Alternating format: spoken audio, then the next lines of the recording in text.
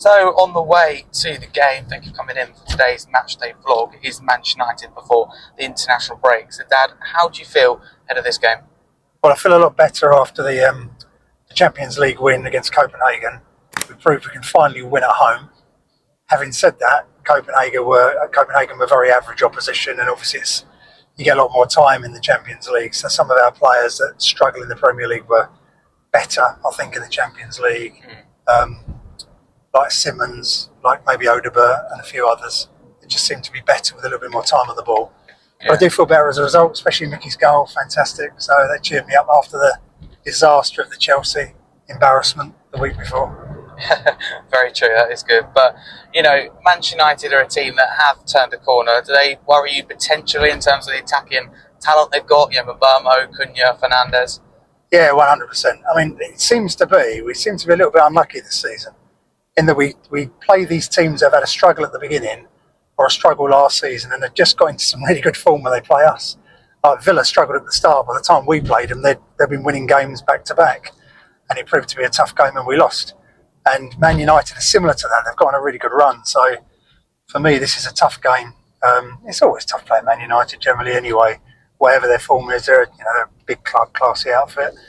I just think it's going to be tough today. Because we just haven't got that consistency at home or anything at home other than the Champions League game. So it's all a question of how we set up. I think, for me, Frank's got to understand that we just seem much better in the style that we play away from home, which is basically hitting on the break. We're very good on the break. What we're not good at is building play up from the back, and he seems to try and play that way at home. And for me, that won't work. It doesn't work, and it hasn't worked before. So to me, you've got to go, I'm either going to completely go for it at home and break all the rules and keep the fans happy, or I'm going to play the way we play away, which is a little bit more defensive, but we'll attack with pace on the break and use people like Johnson with their pace rather than slowing it up, passing it sideways, 5 touches, blah, blah, blah. So it's all a question of how we start, really. If we go at it with pace, or we catch on the break with pace, I think we've got a chance. I agree with you. I think first goal is important. Maybe not. I think who scores it, of course, is always important, but maybe the time that it's scored as well in a game like this, two top 6 clubs. But to end, Dad, can I get your score prediction? I know that, of course, you opt on the side of caution, let's just say. I'm always right, that's the thing, unfortunately. Well, I wish I wasn't. I'll debate that. Or close enough, I think, right? I don't know, this is really tough to call today. Also, Man United didn't have the midweek game either, did they? So no. I want to be optimistic. I want to say 2-1 Tottenham. I think we'll score. Whether we can hold on to it or whether it's going to be another Villa, I don't know. When we score first, looks like going, then we cave, I don't know. I really don't know. I'm going to go 2-1 Tottenham because I'm feeling mildly optimistic. We might turn the corner, but I'm not convinced. Fair enough. There you go. At least you come with a win, I'll take that. But thank you, and come on, you Spurs. So here we are then, we have arrived a bit early today to lunchtime kickoff, so 10:30 stadium opening for a 12:30 kickoff. To be honest with you, we're here about 10:15, so, going to go down the high road. It's cold. My fault, I underestimate the weather and told my dad not to bring a coat. I didn't either, so we probably need to go and get a coat. But, I don't show the high road enough. I think it's really important. It's a big part of any match day experience. I think it's really, really important. And also, I never see these, but signed shirts in the window. I know they have them in the shop. They're actually in the window this time. They've just arrived at the Tottenham Stadium, looking forward to the game that would be tough. United have improved going forward.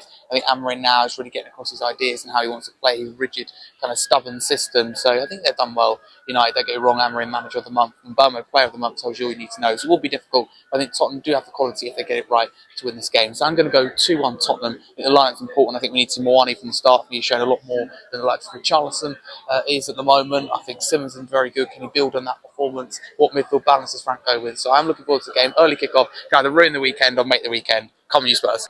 Hi James, thank you very much for joining me. Sorry, mate. So firstly, Thomas Frank, what do you make of the job he's done so far going into the second international break?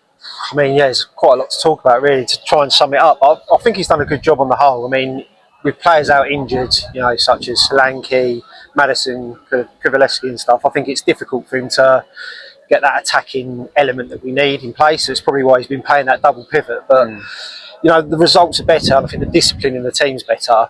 The mentality's better. I mean, obviously a little hiccup last week against Chelsea, but other than that, I don't think we can be too disappointed considering we finished 17th last season. Exactly, big strides forward. I've got to ask you about Van der Ven's goal that we saw against Copenhagen. Simply amazing. Would you say it's Puskas winner goal of the season for you? Well, it has to be, doesn't it? Because Son's won it with an identical goal. So I mean, just unbelievable. Unfortunately, it wasn't up here, but just watching it on telly and you're just watching it unfold and you're just mouths open and you can almost feel it coming. So yeah, Mickey van der Son. Love that. Definitely the Puskas. Definitely, it's got 100%. A bit worried about his hamstrings. But, bro. Please don't go. Don't stop. But no, he scored, so I was wrong.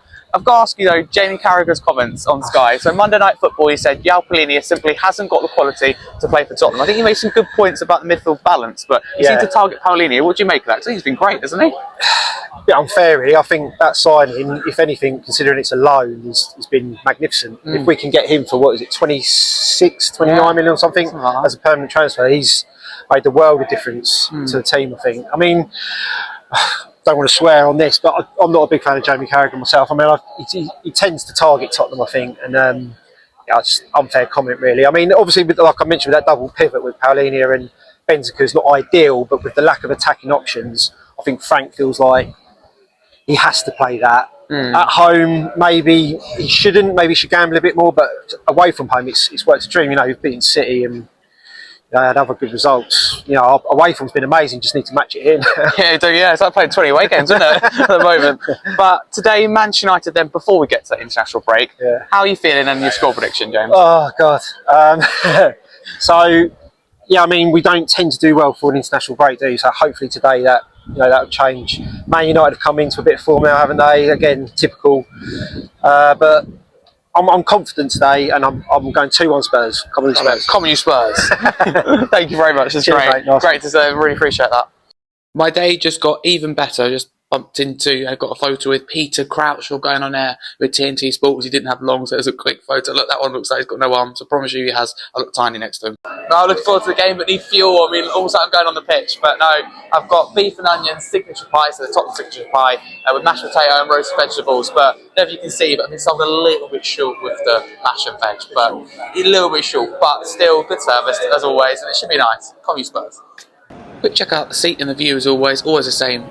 Season ticket in the shelf, but always like to have a look before everyone else gets here. An hour and 20 to go to kick off, just waiting for the team to be dropped and announced. So an hour and 15 till kick off and the lineup is out. Must admit, really surprised. Nothing necessarily wrong with it, but very surprised not to see the double pivot of Palhinha and Bentancur in midfield and start coming in. That does surprise me. I don't know what quite formation it will be. I assume it's usually the usual 4-2-3-1, Xavi in the 10, but Richarlison coming in has surprised me. I think he'll start on that left-hand side, where I do prefer him in the striker position. I've said it before, I'll say it again, don't think he's a long-term answer, but I think as a left winger, I think for now we can get something out of him. So yeah, Johnson coming into the side doesn't surprise me in the absence of Kudus, but to see Moani and Richarlison was a surprise. I doubt they start as a front two. Bassar for energy, I think, more than anything in that midfield. Bold not to see Bentancur start. I thought Bentancur was very, very important on Tuesday, but at the same time rotation is key, and Bentancur and Palhinha are good together defensively, but they do limit you offensively.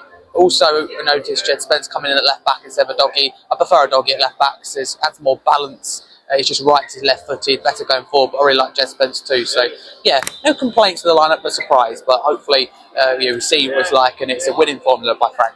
Spurs. Both teams now out to train. Firstly, Spurs doing this one-touch game. Everyone taking a turn to go in the middle. That's quite fun to watch. We need to improve our passing, especially progressive passes under Frank. Also watching opposition Man United, who are not doing much of a lacklustre, but still got a while before the game. They're not putting in too much work at the moment. So Dad, literally now just like 10-15 minutes before kick-off. What are your thoughts on the team? How are you feeling? Yeah, it's an unusual one, isn't it? Richarlison and Moani up front together.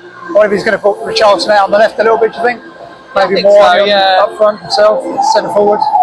An interesting combo. Johnson on the right, I like. I want to be able to hit United on the break fast. I think that's good. Bit surprised about Spencer left back. Thought he might have stuck with the Dogie, but I imagine it's the minutes he played against Copenhagen. Yeah, I think I can agree with that. I'm hoping it's not Moani on the left, and I think Star has a bit of stability in that midfield. Yeah. But do you stick with your score prediction of 2-1 Spurs? I'm never confident, so I'm thinking more 2-2 now. Oh no, I'll stick with 2-1 Spurs. I'll stick with 2. Alright, both going for the same score, that's rare. Absolutely. But yes, quite empty though inside the stadium, hopefully it will fill up. Yeah, it's filling up. There'll be full capacity by the time it starts. Should be. Come on you Spurs. Come on you Spurs.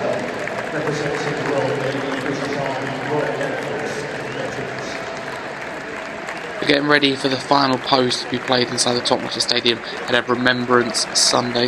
Today being Saturday, to receive a lovely round of applause from inside the stadium, including from myself.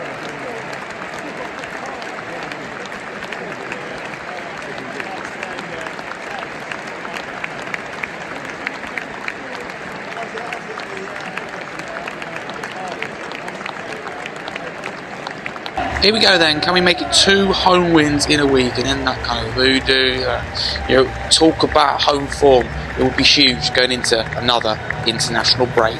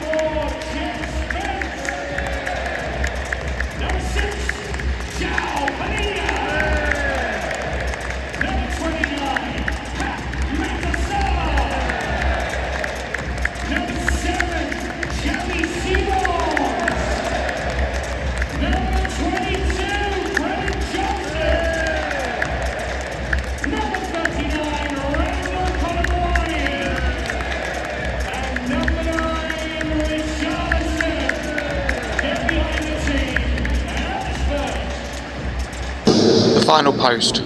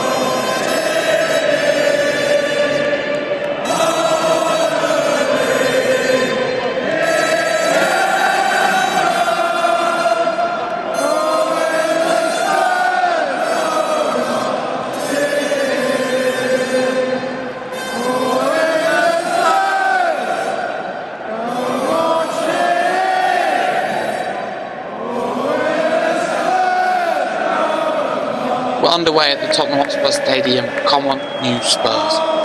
It took 7 seconds for this chant. Manchester United took the lead from Brahim Mbeumo. Hate to say it, but the goal was absolutely coming. Poor defending. The goal failed to clear our lines, left Mbeumo free in the box. He's not the tallest, but I'll tell you what, he's good physically. United playing without a proper recognised striker. He's not playing Sesko, but you wouldn't have noticed it there. Mbeumo doing a fantastic job. Vicario is static, watching it go in past his goal, and as you can see there, 1-0 United. Get in, Tottenham pulled it back to 1-1 for the substitute Matthias Tell, with just 6 minutes of normal time remaining. Thomas Frank substitution making the perfect effect, bringing on Xavi Simons unpopular. It was booed actually inside the stadium, not by me, but in particular across there in the south stand, but it turned out to be a good substitution. How have we done that then? Well, that would be a real smash and grab if we can hold on to it. 91st minute, or the first minute of additional time, I should say, where Richarlison scores. Originally thought it was Wilson Odbear's goal, but they've just shown it on the replay, and it is Richarlison. Little glance. I think he knew what he was doing.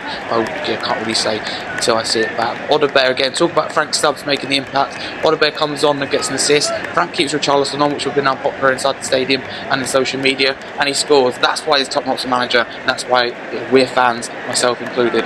What a feeling inside the stadium.